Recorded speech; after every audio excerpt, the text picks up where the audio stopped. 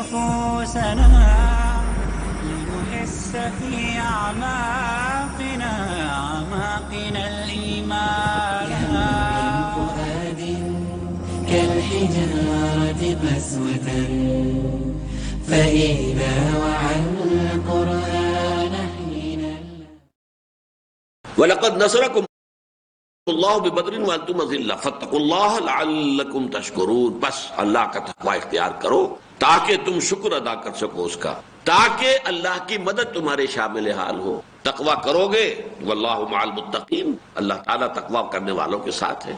ان اللہ لمع المحسنین، یقیناً اللہ تعالیٰ اپنے محسنین بندوں کا ساتھ دیتا ہے. تو اگر تم تقوی اور احسان کی روش اختیار کرو گے اللہ کی مدد آئے گی، نصرت جو ہے تمہارے قدم چومے گی، پھر تم اللہ کا شکر ادا کرو گے.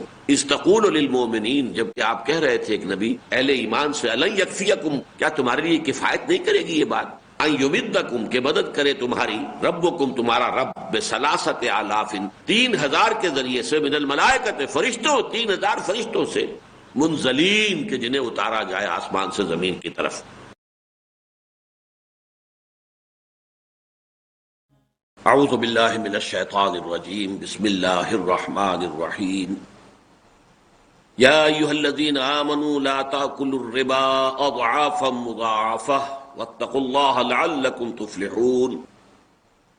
واتقوا النار التی اعدت للکافرین واطیعوا اللہ والرسول لعلکم ترحمون.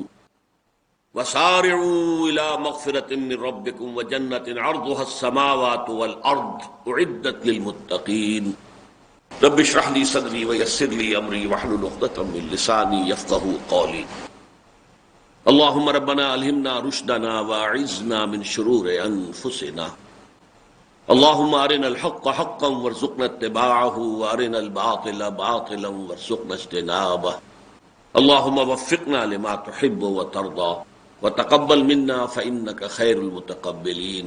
یا ایھا الذین آمنوا لا تأکلوا الربا اضعافا مضاعفہ، اے ایمان کے دعوے دارو، اے ایمان والو، مت کھاؤ سود دونے پر دونا.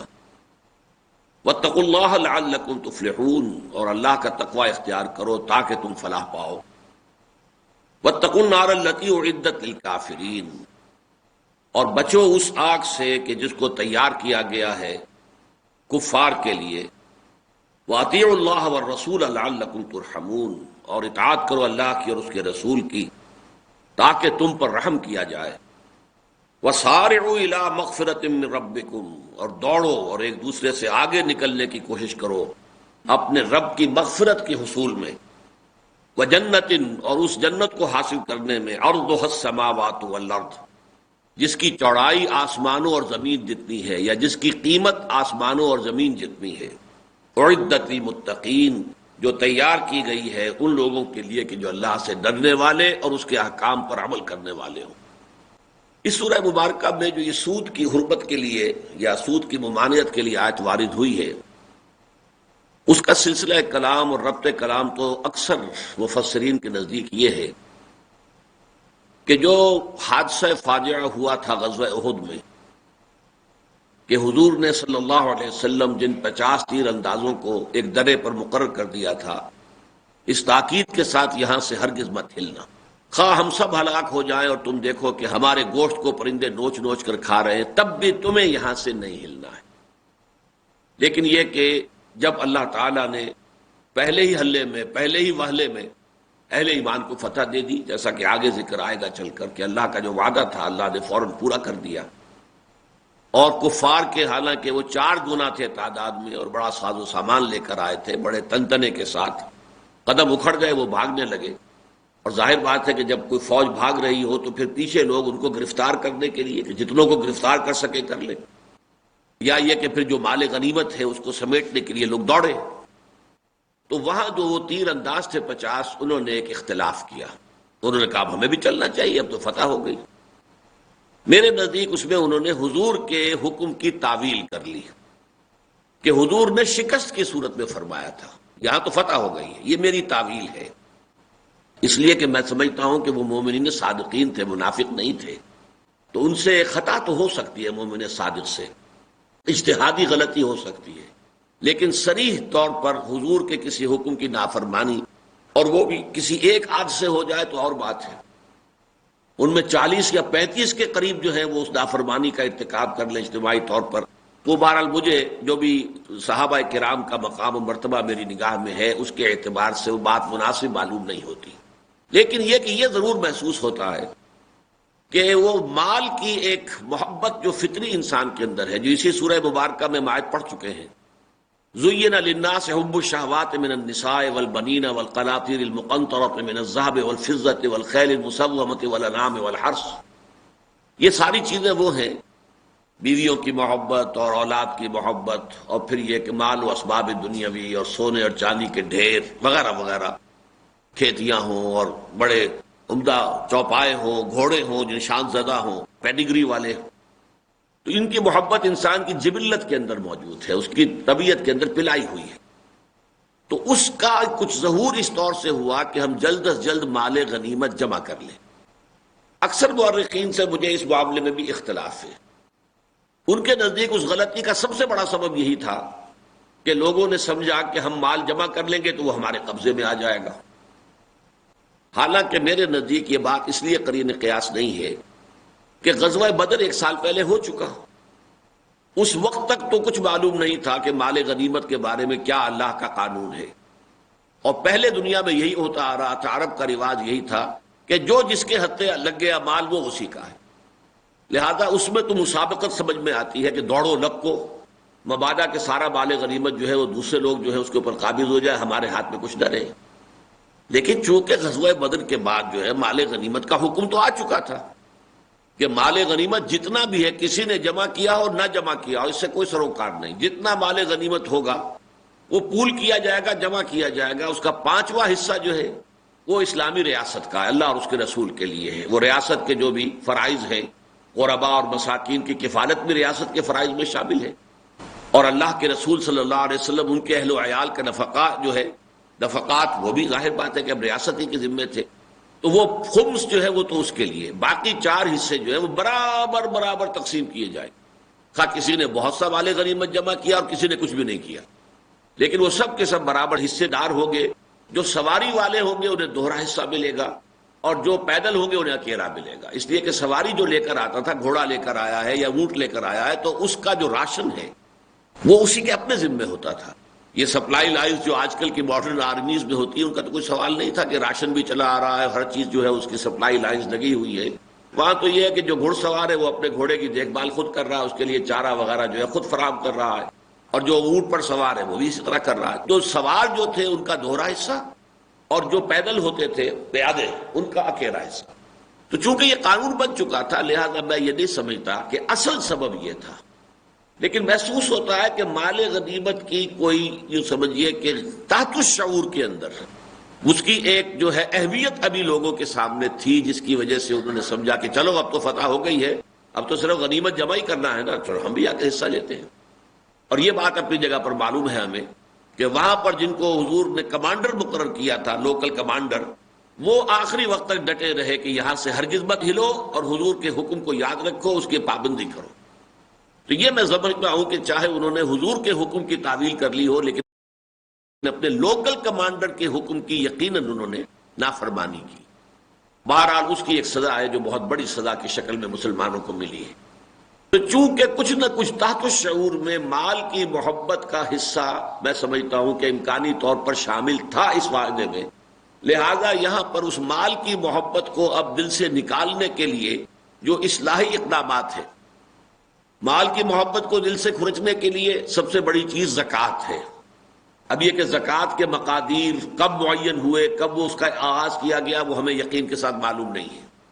آیا اس وقت تک زکوٰۃ کے پورے احکام آ چکے تھے یا نہیں آ چکے تھے؟ ایک یہ ہے انفاق کی، البتہ جو ہے بڑے شد و بد کے ساتھ اللہ کی راہ میں خرچ کرنا، وہ بھی یقیناً مال کی محبت کو کم کرنے والی شے ہے، لیکن اس کے ساتھ ہی یہ ہے کہ مال کی محبت کا سب سے بڑا مظہر جو ہے، مظہر اتم، وہ ہے سود کھانا، مال مال کو کھینچ رہا ہو، پیسہ پیسے کو کھینچ رہا ہو۔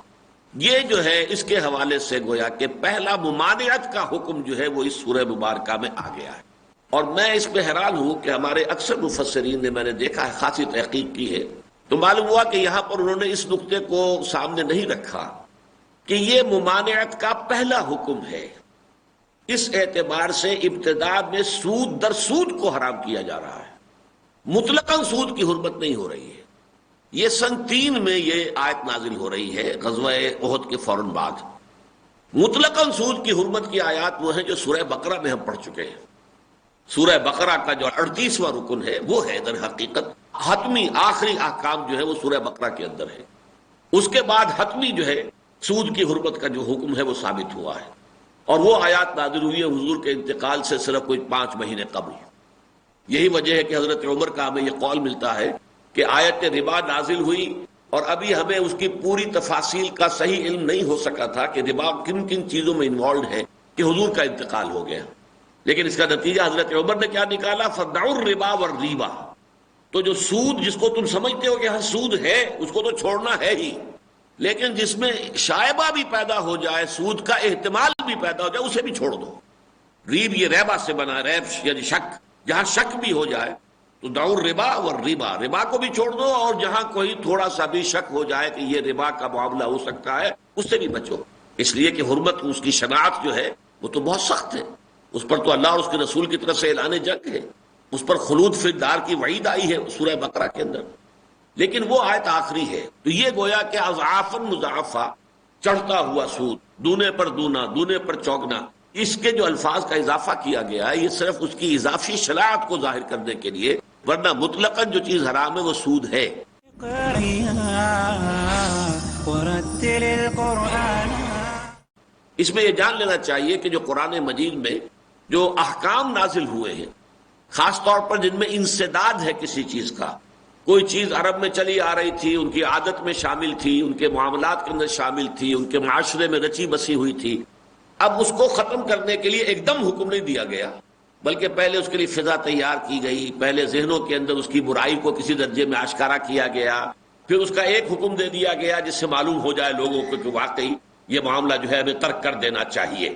لیکن ابھی آخری حکم ترک کرنے کا نہیں دیا گیا، پھر کچھ عرصے کے بعد آخری حکم آ گیا. اس کی بہترین مثال یہ سمجھیے کہ شراب ہے، شراب ان کی گھٹی میں پڑی ہوئی تھی. یعنی عرب کے اس جاہلی معاشرے میں بھی پینے کی اصل شے شراب تھی. جیسے آپ کو ویسٹ میں معلوم ہے کہ آپ جائیں وہاں ریسٹوران میں تو پانی نہیں ملے گا، شراب جتنی چاہے آپ لے لیں. پانی ملنا جو ہے بہت دشوار ہے، اس لیے کہ پینے کی شے تو شراب ہے، پانی تھوڑا ہی ہے. پانی تو دھونے وونے کے کام کے لیے اللہ نے بنایا ہے، باقی پینے کی اصل شے تو شراب ہے. یہی معاملہ عرب کے معاشرے کا تھا. اب ان کی گھٹی میں شراب پڑی ہوئی تھی تو ایک دم حکم آ جاتا حرام ہے، تو ظاہر بات ہے کہ اس پر عمل جو ہے بہت ہو جاتا. لہذا دیکھیے کس حسن کے ساتھ، خوبصورتی کے ساتھ سورہ بقرہ میں صرف ایک سوال پوز کیا گیا، یسألونک عن الخمر والمیسر. اے نبی یہ لوگ آپ سے شراب اور جوئے کے بارے میں پوچھ رہے ہیں. قل فیہما اسم کبیر ومنافع للناس. کہہ دیجئے ان دونوں چیزوں میں، شراب میں بھی جوئے میں بھی، بہت بڑے گناہ کی بات ہے. البتہ لوگوں کے لیے کچھ نفع بھی ہے، شراب میں بھی کچھ مصلحت ہے، چستی آ جاتی ہے، آدمی چاقو چوبند ہو جاتا ہے تھوڑی پینے سے.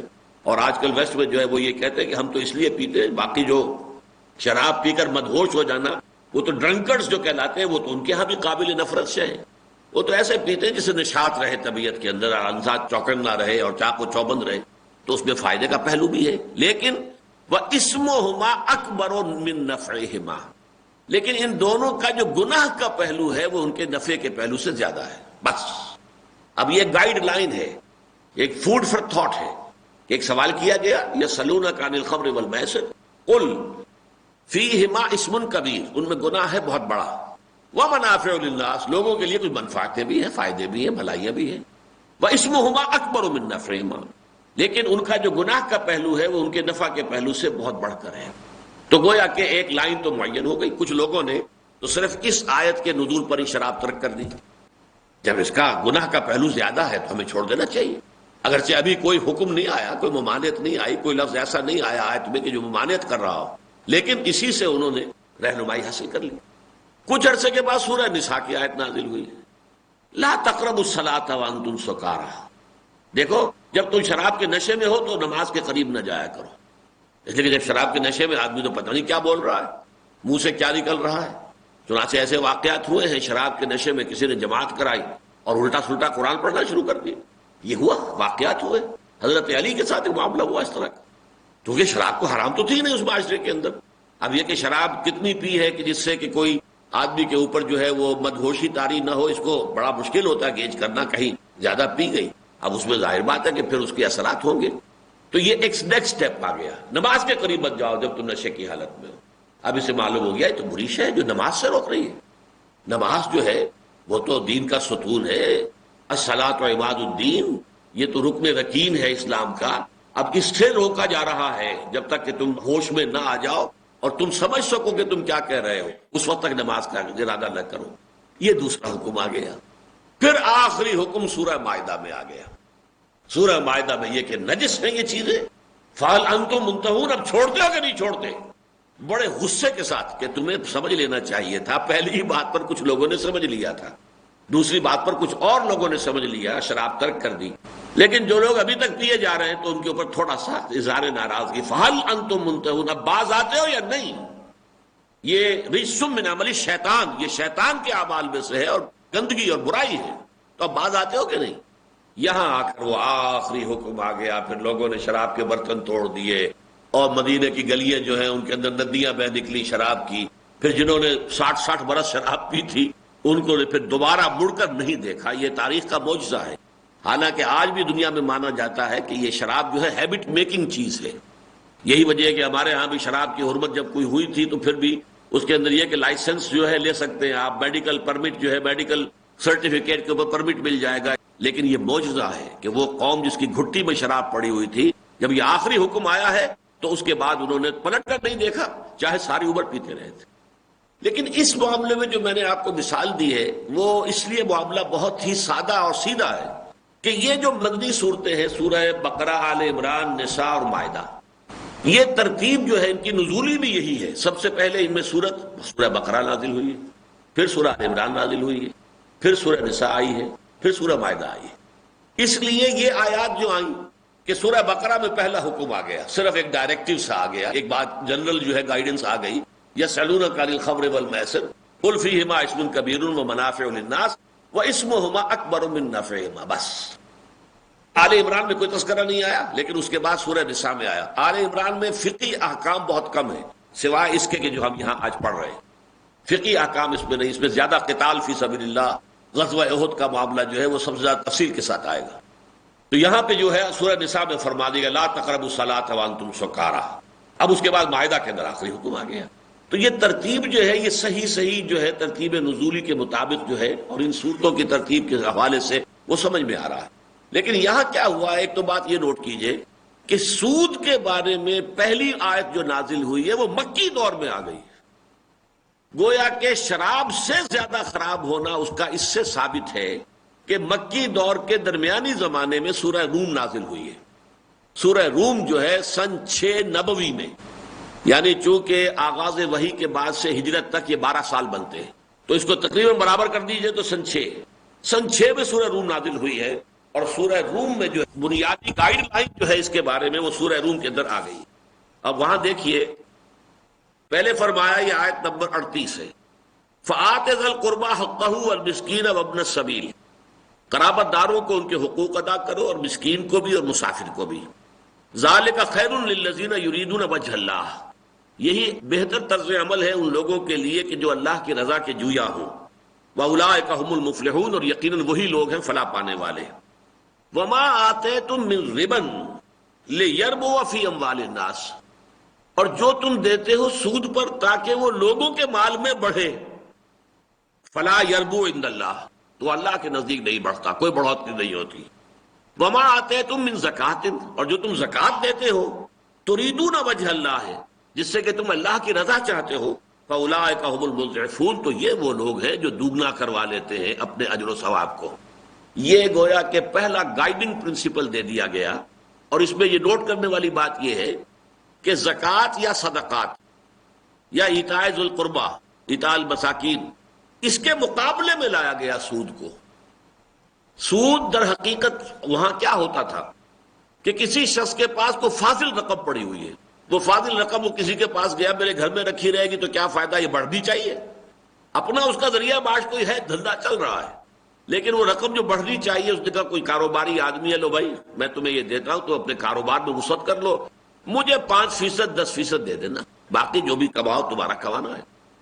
تو گویا کہ وہ شخص جو اپنے کاروبار میں اپنے جو کیپٹل ہے اس کے ساتھ جو محنت کر رہا تھا، اس میں آپ کا روپیہ بغیر محنت کے بڑھے گا، آپ کی محنت شامل نہیں اس میں، لیکن جو آپ نے روپیہ دیا وہ کیا، وہ آپ کی بچت تھی، وہ آپ کے لیے عفو تھا، ضرورت سے زائد تھا۔ اگر ضرورت کے اندر ہوتا تو آپ دیتے کیسے؟ دے ہی نہیں سکتے تھے۔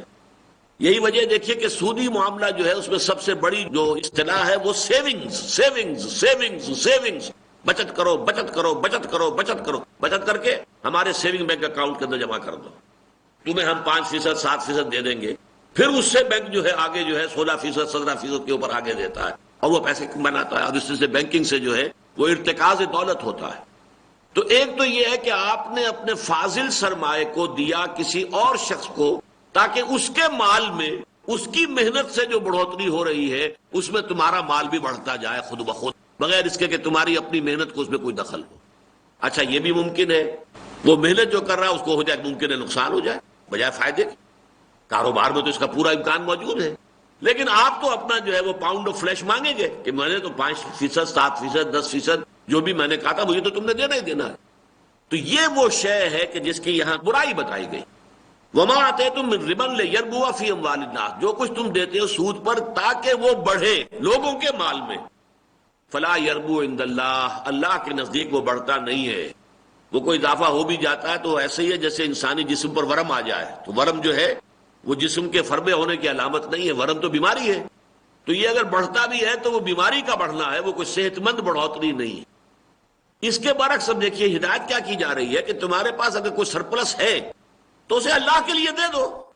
وما آتیتم من زکات تریدون وجہ اللہ، جو تم زکات دیتے ہو اپنے تزکیہ نفس کے لیے، اللہ تعالیٰ کی رضا جوئی کے لیے، غرباء کو، مساکین کو، فآت ذی القربى حقہ والمسکین وابن السبیل، یہ جو پہلی آیت ہے میں نے اس لیے پڑھی تھی کہ ان دونوں میں در حقیقت ایک دوسرے کے مقابل میں لایا گیا ہے کہ آپ کے پاس اگر کوئی سرپلس منی ہے تو آپ اس سے آخرت کمائیں، اللہ کا ثواب کمائیں، غریبوں کی مدد کریں، یتیموں کی مدد کریں، کوئی مقروض ہے اس کا قرض اتارے، تو آپ کے پاس سرپلس تھا، آپ نے اسے آخرت کا اجر و ثواب کمانے کا ذریعہ بنا لیا۔ اور ایک سود خورانہ ذہنیت جو ہے، جو کہ یوں سمجھیے کہ جو زر پرستانہ ذہنیت، وہ اپنے اس بچت کو بھی، سرپلس کو بھی چاہتا ہے اور کمائی کا ذریعہ بنائے، اور کمائی کا ذریعہ ایک تو مزاربت ہو سکتا ہے جو بعد میں اسلام میں حلال کی گئی، وہ تو یہ کہ آپ نے کسی کو پیسے دے دیے، وہ کام کر رہا ہے، اگر نقصان ہو گیا تو سارا تاوان آپ پر ہے، اس پر نہیں، ہاں نفع ہو گیا تو کچھ آپ بھی اس میں سے لے لیں، یہ ہے مزاربت۔ لیکن اس کا یہ میرا اس وقت کا موضوع نہیں ہے کہ اسلام نے مزاربت اور مشارکت اور اجارہ صرف 3 چیزیں جائز کی ہیں، چوتھی چیزیں جتنی ہو رہی ہے وہ مارک اپ ہو اور فلاں ہو اور فلاں ہو، یہ سب کے سب جو ہے سود ہی کے لیبل بدلے گئے ہیں، وہ سود ہی ہے، اس میں در حقیقت اوپر سے صرف اس کے عنوانات تبدیل کیے گئے، نام بدل دیے گئے۔ اقرأ أخيا ورتل القرآن۔ مزاربت، مشارکت اور اجارہ، بس 3 چیزیں اسلام کے اندر ہیں، مالی معاملات کے اندر، مل جل کر کوئی کام کرنا ہو مالی معاملات کے اندر۔ تو یہاں پہ اصل میں یہ پہلی آیت نازل ہو رہی ہے جس سے اللہ کا اظہار ناپسندیدگی ہو گیا۔ فلا یربو عند اللہ، اللہ اعلان برات کر رہا ہے، وہ کوئی اضافہ اگر تمہارا ہو رہا ہے اس طور سے سود کے ذریعے سے، اللہ کے ہاں وہ اضافہ جو ہے وہ اللہ کو منظور نہیں، اللہ کے ہاں وہ ایکنالج نہیں ہے، ریکگنائز نہیں ہے۔ فلا یربو عند اللہ، ہاں وما آتیتم من زکات تریدون وجہ اللہ فاولئک هم المضعفون، ہاں اگر تم زکات میں وہ دیتے ہو تاکہ اللہ کی رضا حاصل کر سکو تو ایسے لوگ ہیں جو اپنی رقم کو دگنا چوگنا 100 گنا 10 گنا 700 گنا کروا رہے ہیں۔ اس لیے کہ سورہ بقرہ میں ہم پڑھ چکے ہیں کہ جیسے ایک دانہ ہوتا ہے، آپ نے بیج میں زمین میں ڈال دیا بیج کے طور پر، فرض کیجئے مکئی کا دانہ تھا، اس سے وہ مکئی کا پودا نکلا، اس میں سٹے ہیں 7 جو وہ چھلیاں ہیں جنہیں آپ کہتے ہیں چھلیاں، ان میں سے ہر ایک کے اندر 100 دانے ہیں، تو گویا کہ ایک دانے سے 700 دانے بن گئے۔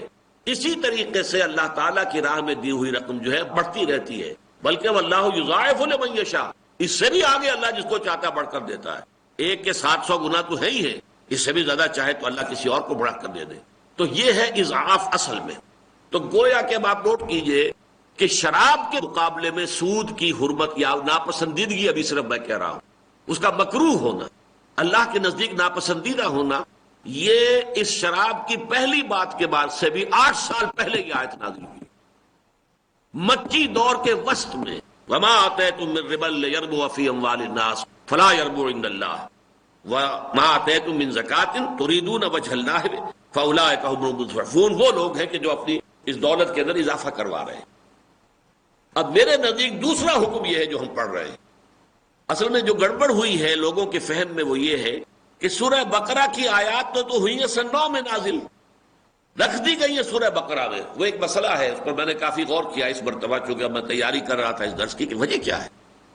یعنی جو ترتیب میں نے بیان کی ہے اس کے اعتبار سے وہ آخری حتمی حکم جو ہے سود کی ممانعت کا وہ سورہ مائدہ میں آنا چاہیے تھا، جیسے سورہ مائدہ میں شراب کی آخری حرمت اور آخری اکثر معاملات جو ہیں فقہی احکام جو ہے ان کی تکمیلی احکام جو ہے ان کے ضمن میں وہ سورہ مائدہ میں ہے، تو وہ سورہ بقرہ میں کیوں رکھ دیا گیا، اس پر میں بعد میں گفتگو کروں گا۔ فی الحال یہ ہے کہ اس کی وجہ سے غلطی ہوتی ہے کہ وہ تو حرام تو ہو چکا پہلے نہیں ہوا ہے، جب یہ آیتیں نازل ہوئی ہیں ابھی 6 سال بعد وہ آیتیں نازل ہونی ہیں، یہ ترتیب مصحف میں وہ سورہ بقرہ میں رکھ دیا گیا۔ اس پر اجماع ہے کہ وہ آیتیں سن 9 میں نازل ہوئی ہیں، حضور کے انتقال سے چند مہینے پہلے نازل ہوئی، اس پر اجماع ہے، لیکن تفسیر کرتے ہوئے مغالطہ ہو جاتا ہے لوگوں کو کہ یہ بھول جاتے ہیں کہ اصل میں یہ آیت جو ہم پڑھ رہے ہیں یہ 6 سال پہلے نازل ہوئی اور اس سے 8 سال پہلے وہ آیت نازل ہو چکی، وہ 8 سال پہلے سورہ روم کی جو آیت میں نے آپ کو سنائی ہے 8 سال پہلے نازل ہو چکی۔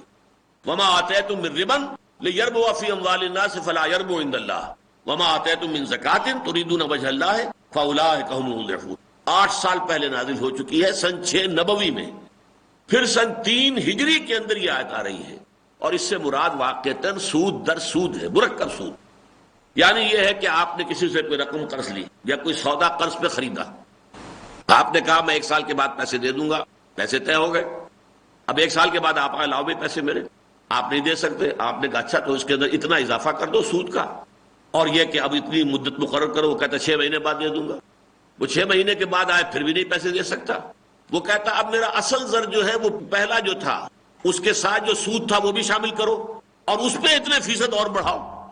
ایک سود مفرد ہوتا ہے کہ جس میں وہ رقم اصل زر وہی برقرار رہتی ہے لیکن وقت کے ساتھ ساتھ صرف سود کا اضافہ ہوتا ہے، اور ایک سود مرکب ہوتا ہے، سود در سود، کمپاؤنڈ انٹرسٹ۔ یہ تو آپ کا معلوم ہے کہ 10ویں جماعت میں 8ویں جماعت سے لے کے جو حساب ہم نے پڑھا تھا اس میں قاعدے تو تھے نا، سود کا تو سارا معاملہ چلتا تھا، سود مفرد اور سود مرکب، کمپاؤنڈ انٹرسٹ، سمپل انٹرسٹ۔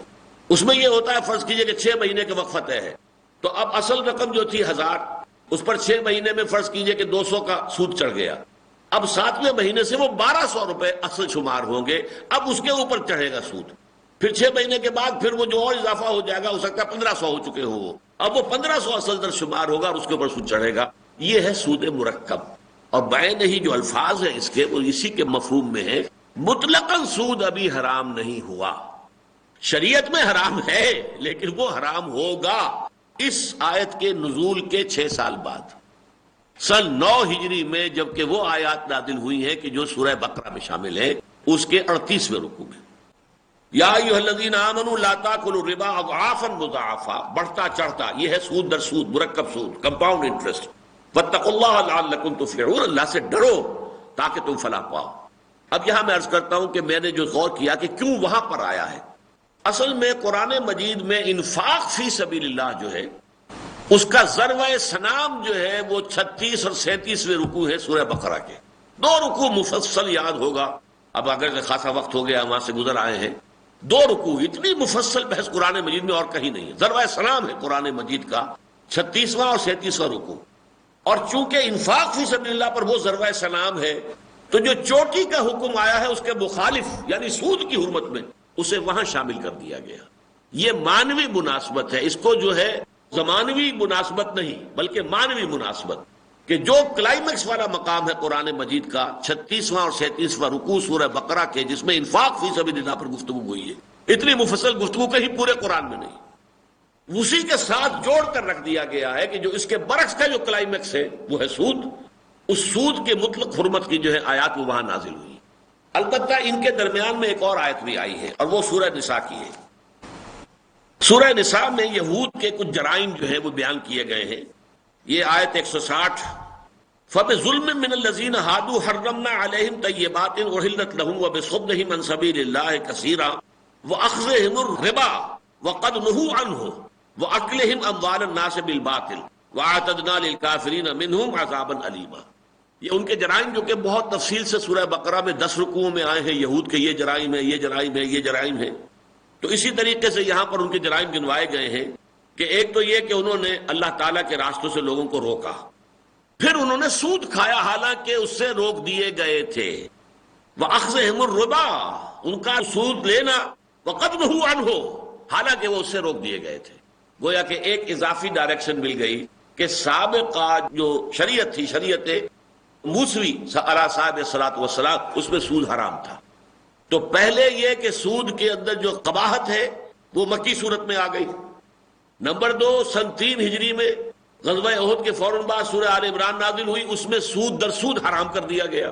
لا تاکلوا، یہ حرمت ہے، لیکن یہ حرمت جو ہے یہ ہے ابھی صرف سود در سود کی، مرکب سود کی.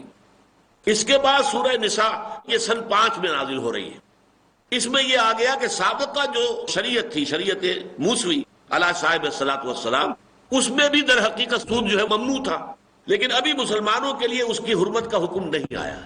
حرمت کا آخری حکم جو ہے وہ سورہ بقرہ کی آیات میں، کہ جو اس کا 38واں رکوع ہے پورا کا پورا اسی پر مشتمل ہے، اس میں آیا. تو یہ ترتیب ذہن میں رکھیے. اس کے اعتبار سے یہ جو مقام ہم پڑھ رہے ہیں، اس میں ابھی صرف سود در سود یا مرکب سود، کمپاؤنڈ انٹرسٹ کی حرمت کا حکم آیا ہے، مطلقاً سود کی حرمت کا حکم نہیں آیا. واللہ اعلم.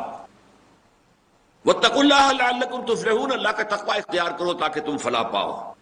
واتقوا النار التی اعدت للکافرین، ایک ہے اللہ کا تقوی، ایک ہے آگ سے بچنا. لفظ تقوی کے جو لفظی معنی ہے وہ بچنے کے ہے. وقا یقی، یہ ہے کسی اور کو بچانا. وقنا عذاب النار، اے اللہ ہمیں آگ کے عذاب سے بچا. قنا، واو تو ویسے اس میں حرف عطف ہے، قنا عذاب النار، یہ وقا سے مخفف ہو گیا ہے، واو گر گیا ہے یہاں پر. وقا یقی، وقایتن، بچنا، کسی کو بچانا. اور اتقا، جو اتقا بن گیا، یہ باب افتعال ہے. اتقا، اتقا، بچنا، خود بچنا. اللہ سے بچنا یعنی اللہ کی سزا سے، اللہ کی ناراضگی سے. اور آگ سے بچنا، ان کاموں کو چھوڑ دینا کہ جس کی بنا پر انسان جہنمی ہو سکتا ہے، جہنم میں داخل کیا جا سکتا ہے. واتقوا النار التی اعدت للکافرین، اور بچو اور بچاؤ اپنے آپ کو اس آگ سے جو تیار کی گئی ہے کافروں کے لیے.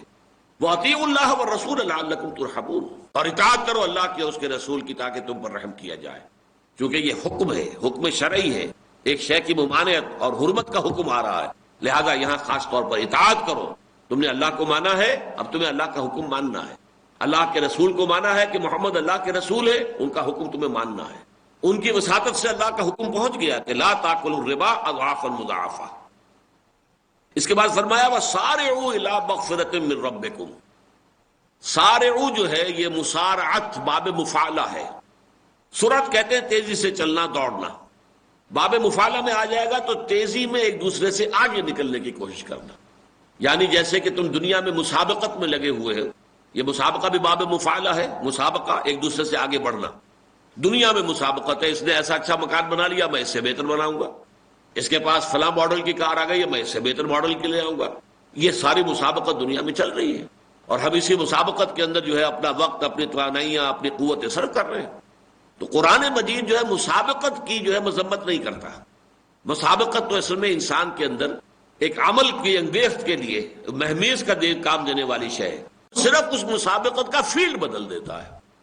تم نیکیوں میں فاستبقوا الخیرات، اے مسلمانوں تم ایک دوسرے سے دوڑ لگاؤ، آگے نکلو نیکیوں میں، بھلائیوں میں. تو فاستبقوا الخیرات، خیر میں، بھلائی میں، نیکی میں، آخرت کے جزا اور اجر کی طلب کے اندر تم ایک دوسرے سے آگے نکلو، دوڑو، بھاگو. جیسے صحابہ کرام میں مسابقت ہوتی تھی، کون زیادہ بہادری کے جوہر دکھاتا ہے. حضور نے جب کہا یہ تلوار میں اس کو دوں گا جو اللہ کو بہت محبوب ہے، اب سب کے دل میں امنگیں تھی. حضرت زبیر، حضرت علی، یہ تلوار ہمیں دے دی جائے. حضرت ابو دجانہ کا یہ قرہ فال بنا میں من دیوانہ زدن، حضور نے حضرت دجانہ کو دے دی. اب وہ اکڑ کر چلے حضور کی تلوار لے کر. تو حضور نے فرمایا یہ چال اللہ کو بہت ناپسند ہے، مگر آج کے دن، آج تو کفار کو دکھا رہے ہیں نا یہ اپنی اکڑ. تو در حقیقت کفار کے سامنے تو واقعتاً اسی طرح اکڑ کر چلنا چاہیے تاکہ کسی کمزوری کا شائبہ نہ ہو مسلمانوں میں. تو یہ چال جو ہے اکڑ کر چلنا اللہ کو پسند نہیں ہے، سوائے آج کے دن کے، یہ ایکسیپشن ہے. اقرأ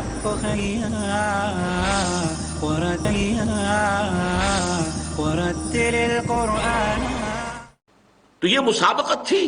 اسی طرح حضرت عمر کے بارے میں آتا ہے، جب غزوہ تبوک کے موقع پر حضور نے لوگوں سے اپیل کی کہ اب یہ جیش الاسرا جسے کہتے ہیں بہت بڑی مہم آ گئی ہے، سلطنت روما سے ٹکراؤ ہے، بڑی سے بڑی جو فوج لے کر جانی ہے، نفیر عام کر دی گئی، ہر صاحب ایمان کا چلنا ضروری ہے الا یہ کہ وہ معذور ہو.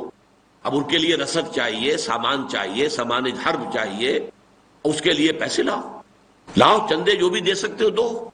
تو حضرت عمر کہتے ہیں کہ اس زمانے میں میرے پاس پیسہ بہت تھا، کیونکہ یہ لوگ کاروباری تھے. کاروباری لوگوں کا ایسا ہوتا ہے کہ کسی وقت تو پیسہ ان کا نکلا ہوا ہوتا ہے، کہیں انویسٹڈ ہے، فوری طور پر اویلیبل نہیں ہوتا، لیکن یہ کہ کسی وقت بھی یہ کہ وہ روپیہ جو ہے، پیسہ جو ہے کسی کے پاس ہوتا ہے. تو ان کا میرے پاس اس وقت اتفاقاً بہت پیسہ تھا، تو میں نے سوچا کہ اس موقع پر تو میں ابو بکر سے بازی لے ہی جاؤں گا. اب یہ دیکھیے، ابو بکر سے بازی لے جانا بری بات نہیں ہے. کس شے میں؟ انفاق فی سبیل اللہ میں. حضرت عمر سوچ رہے، لیکن ہوا کیا، انہوں نے یہ کیا، جتنے پیسے تھے ان کا آدھا آدھا کیا، آدھا گھر رکھ لیا، آدھا لے آئے حضور کی خدمت میں. حضور نے پوچھا کہ گھر والوں کے لیے کیا چھوڑ کر آئے ہو؟ تو عرض کیا کہ حضور بس آدھا لے آیا ہوں، آدھا چھوڑ آیا ہوں. اس کے بعد حضرت ابو بکر آئے، وہ جو بھی کچھ تھا وہ لے آئے. پوچھا ابو بکر گھر والوں کے لیے کیا چھوڑا؟ عرض کیا کہ اللہ اور اس کے رسول کا نام چھوڑا ہے اور کچھ نہیں چھوڑا. تو حضرت عمر فرماتے ہیں کہ اس دن میں نے سمجھ لیا کہ ابو بکر کو مات دینا ممکن نہیں ہے، اس لیے کہ اصل سے کوانٹٹی نہیں ہے. ایک شخص کے پاس 100 روپے تھے، انہوں نے 100 کے 100 دے دیے. ایک کے پاس 1000 تھے، انہوں نے 500 دے دیے. 500 100 سے زیادہ ہیں، لیکن جس کے پاس تھا ہی 100 اس نے 100 دے دیا، یہ اس سے زیادہ نہیں ہے، یہ اس سے کہیں آگے ہے. جس کا جو کچھ تھا اس نے پیش کر دیا. تو یہ مسابقت بری شے نہیں ہے، لیکن مسابقت خیرات میں ہو. اب یہاں بھی دیکھیں، سارعو، دوڑ لگاؤ، آپس میں ایک دوسرے سے آگے نکلنے کی کوشش کرو. کس چیز کی طرف؟ الی مغفرۃ من ربکم، اپنے رب کی مغفرت کے حصول کے لیے. وجنۃ عرضها السماوات والارض، اور اس جنت کے لیے، اس کے حصول کے لیے اب عرض کے 2 معنی کیے گئے. ایک تو ہے چوڑائی، طول اور عرض، جس کی چوڑائی آسمانوں اور زمین جتنی ہے. اب یہ ہمارے تصور میں آنے والی شے نہیں ہے کہ اس سے مراد کیا ہے. اسے ہم کہیں گے کہ یہ تو در حقیقت جو ہے آیات متشابہات میں سے ہے. لیکن ایک دوسرے معنی بڑی سمجھ میں آتے ہیں کہ عرض جو ہے وہ قیمت کو بھی کہتے ہیں. وجنۃ عرضها السماوات والارض اعدت للمتقین. آگ کے بارے میں کہا تھا اعدت للکافرین، وہ تیار کی گئی ہے کافروں کے لیے. جنت کے بارے میں فرمایا گیا اعدت للمتقین، متقین کے لیے فراہم کی گئی ہے، تیار کی گئی ہے، منتظر ہے، خوش آمدید کہنے کے لیے بیتاب ہے. اور یہ متقین کون ہیں؟ یہاں یہ بڑی عمدہ آیت آ رہی ہے جس میں کہ کچھ جو محمود صفات ہیں، پسندیدہ ہیں اللہ کے نزدیک، ان کا تذکرہ ہو رہا. الذین ینفقون، اب دیکھیے یہ آ گیا انفاق فی سبیل اللہ. چونکہ شروع ہوئی تھی بات لا تاکلوا الربا، باقی ساری آیتیں تو اسی پر تاکید میں ہیں، اس حکم پر عمل کرنے کی تاکید میں، تاکہ اسی سے تمہیں جنت ملے گی اور جہنم سے تم بچ سکو گے. اللہ کے حکم کی اطاعت کرو. اب آیا کہ یہ جو متقین ہیں یہ کون ہیں؟ الذین ینفقون فی السراء والضراء، وہ لوگ کہ جو خرچ کرتے ہیں خوشی میں بھی اور تکلیف میں بھی. بعض لوگ ایسے ہوتے ہیں تکلیف میں ہوں تو کوئی نہ کوئی صدقہ خیرات دے دو، جب اپنے آرام سے اس وقت کچھ نہیں سوچتی کہ کوئی کسی کی مدد کرنی ہے. لیکن یہاں کہا فی السراء والضراء، خواہ کوئی تکلیف میں ہے تب بھی وہ خرچ کرتا ہے اللہ کی راہ میں، اللہ کی مغفرت کے حصول کے لیے. اور کوئی خوش و خرم ہے، خوشحال ہے، کوئی اسے تکلیف نہیں ہے، کوئی عارضہ نہیں ہے، تب بھی خرچ کرتے ہیں. والکاظمین الغیظ، اور وہ لوگ کہ جو اپنے غصے کو پی جانے والے. غصہ آنا بری شے نہیں ہے، اچھی طرح نوٹ کر لیجئے. غصہ تو حمیت، غیرت، ان دونوں چیزوں کی علامت ہے. آپ میں اپنی ذاتی حمیت بھی ہونی چاہیے، عزت نفس، اس کا بھی تحفظ کرنا ہے. اس پر حملہ ہو تو غصہ ہونا چاہیے. ملی غیرت، اس پر کوئی حملہ کر رہا ہے تو آپ کو غصہ آنا چاہیے. یہ ٹھنڈے ٹھنڈے لوگ جو ہیں جنہیں غصہ ہی نہ آئے وہ نہیں، لیکن غصے کو پی جانے والے، کنٹرول کرنے والے. یہ نہ ہو کہ غصے سے مغلوب، جس کو ہم کہتے ہیں مغلوب الغضب. ایک وہ آدمی ہے کہ جو غصے میں آیا تو مغلوب ہو گیا ہے، اب صحیح غلط حلال حرام اور جو ہاتھ میں آئی اینٹ روڑا پتھر دے مارا بغیر دیکھے ہوئے کہ یہ کہنے کا مجھے حق ہے یا نہیں ہے. اس نے جو میرے ساتھ زیادتی کی وہ کس پیمانے کی تھی، اس نے مجھے کنکری ماری تھی، میں اسے جو ہے ایک بڑا پتھر اٹھا کر مار رہا ہوں. یہ سارا حساب کتاب نکل جاتا ہے. نو سینس آف پروپورشن.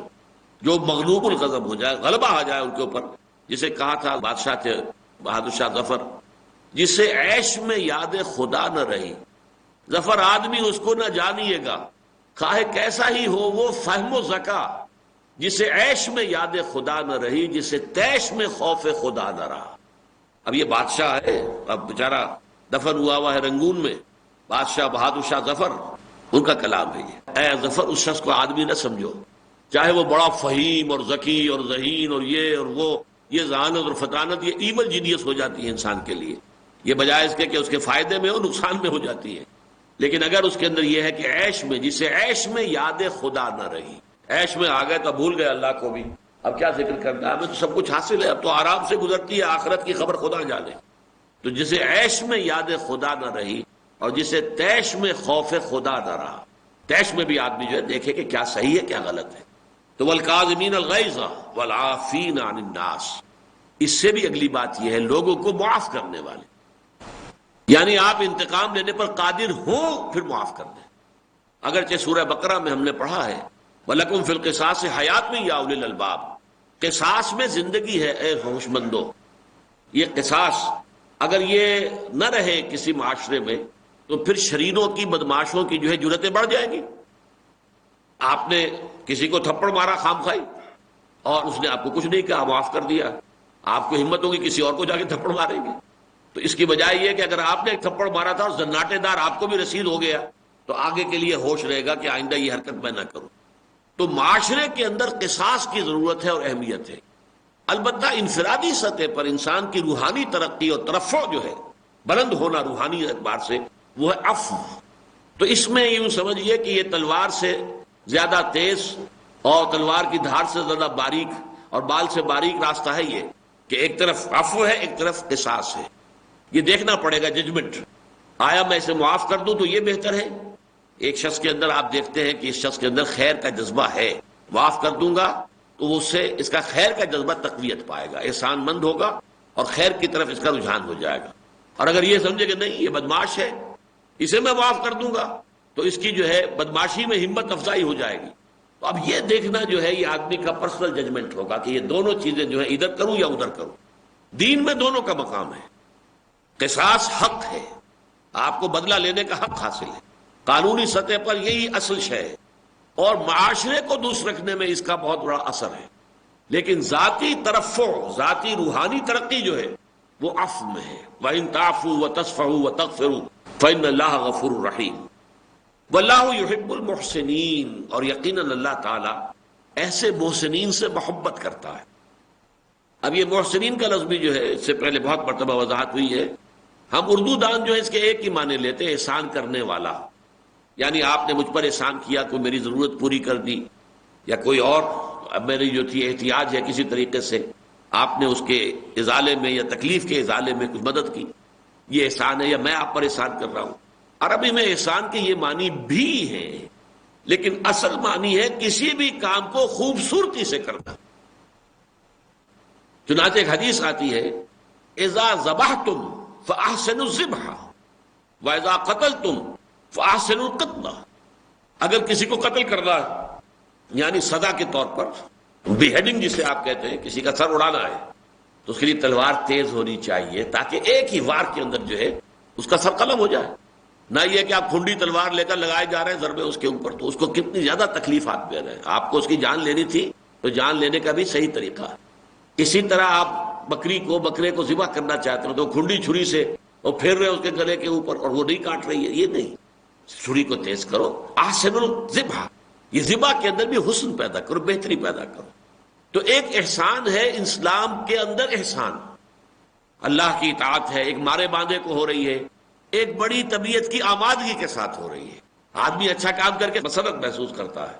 ایک یہ کہ جیسے تاوان تھا ادا کر دیا، آپ نے زکوٰۃ ادا تو کر دی لیکن محسوس ایسے کر رہے جیسے کوئی تاوان تھا جو دینا پڑ گیا، تو دے تو دیا آپ نے، زکوٰۃ تو ادا ہو جائے گی، لیکن ایک یہ کہ دلی آمادگی کے ساتھ دیتے ہوئے فرحت محسوس کی اور اس میں بہتر سے بہتر مال نکال کر دیا، جیسے کہ ہم پڑھ چکے ہیں اسی سورہ مبارکہ کے اندر لن تنالوا البر حتی تنفقوا مما تحبون، تم نیکی کے مقام کو نہیں حاصل کر سکتے جب تک کہ وہ مال خرچ نہ کرو جو تمہیں محبوب ہے، پسند ہے، وہ مال دو، تو یہ احسان ہو جائے گا، احسان انفاق، انفاق میں عمدگی اور خوبصورتی۔ تو احسان اسلام یہ ہے کہ اسلام جو ہے ہماری اللہ کی تابعداری، وہ تابعداری بڑی خوبصورت انداز میں، جس کو اور مقامات پر کہا گیا ہے کہ آدمی نے قرآن مجید کی ایک آیت پڑھی، اب اس میں 2-3 احتمالات ہو سکتے ہیں، تو آپ دیکھیں جو سب سے اونچا احتمال ہے اسے اختیار کریں۔ ایک یہ کہ آدمی دیکھتا ہے سب سے کم تر احتمال جو ہے میں اس پر عمل کر دوں، تاکہ کم سے کم یہ کہ عمل کرنے کے حد تک میرا جو ہے وہ عذر جو ہے وہ پورا ہو جائے کہ میں نے عمل کر لیا ہے۔ ایک یہ کہ آپ اعلیٰ سے اعلیٰ دیکھیں، عظیمت کا مقام دیکھیں بجائے وسعت کے مقام کے۔ تو یہاں محسنین سے مراد وہ ہے کہ یہ انسان کی روحانیت کا بلند ترین مقام ہے۔ اقرأ وخيا